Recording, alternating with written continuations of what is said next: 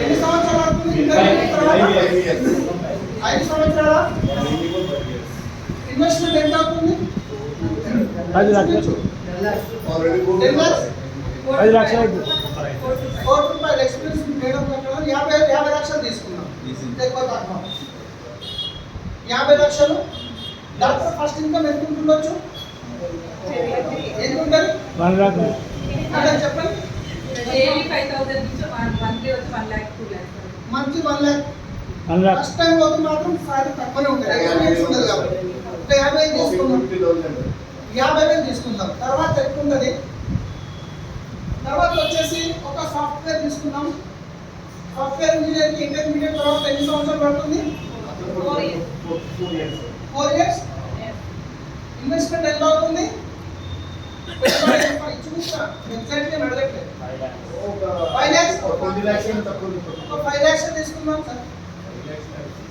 5 lakhs, 10 lakhs, 50 లక్షలు ఇటు అవుతుంది అని వేరే విషయం. మినిమం తీసుకోండి.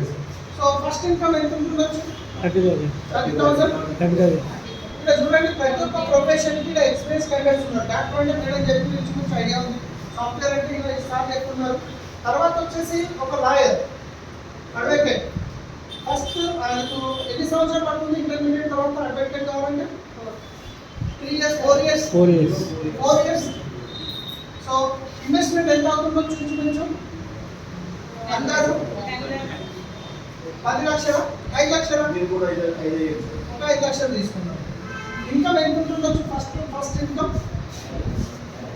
ఎంత ఉంటుండొచ్చు? 25,000. ఎందుకంటే ఎక్స్పీరియన్స్ కావాలి ఏదైనా కానీ. ఇమీడియట్ మనకు రాదు, స్టార్టింగ్ కాబట్టి 5,000 తీసుకుందాం.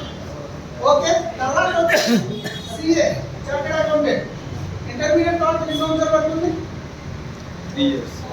4 years, 5 years. నేను నాకేం తెలియదు, అంటే మీరే చెప్తున్నారు.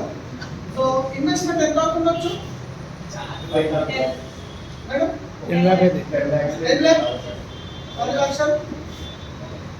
ఇన్కమ్ ఎంత ఉంటుండొచ్చు? ఫస్ట్ ఇన్కమ్ ఎంత? 50. 50,000 తీసుకున్నాం. ఏదో రాసుకున్నాం, మనం పిచ్చలేక లేదు కదా. నా దమ్ముకు చాటు. తర్వాత వచ్చేసి వెస్టీజ్లో డీల్స్ కానీ టైం ఎంత పడుతుంది? 5 years. 5 years. 3 to 5 years. 5 years తీసుకున్నాం.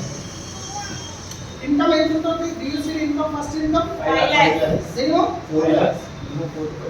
5 lakhs. Vaddeman Srinivas sir deals income 8 లక్షలు. రాజు తేజస్వి సార్ ఇన్కమ్ 5 లక్షలు. 3 సంవత్సరాలు అంటే యావరేజ్ 5 తీసుకుందాం. 5 లక్షలు.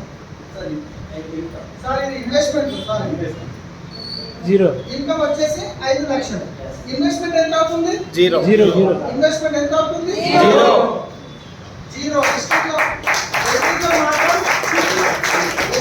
మాత్రం ఇన్వెస్ట్మెంట్ 0.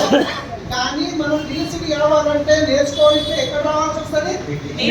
మీటింగ్కి రావాలంటే ఇంటికి రావడానికి ఖర్చు అయిందా కాలేదా? సో ఎంత ఖర్చు అవుతుంది వారానికి? 200,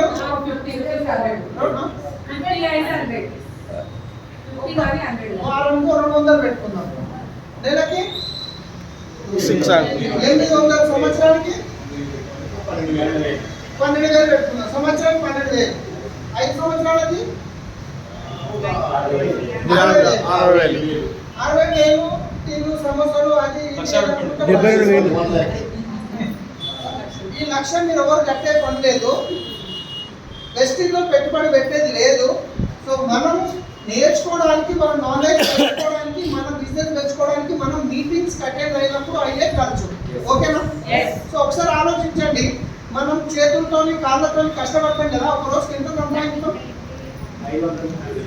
ఎంత సంపాదించవచ్చు? ఒక రోజుకి ఎంత సంపాదిస్తాం? 500, 1000 రూపాయలు.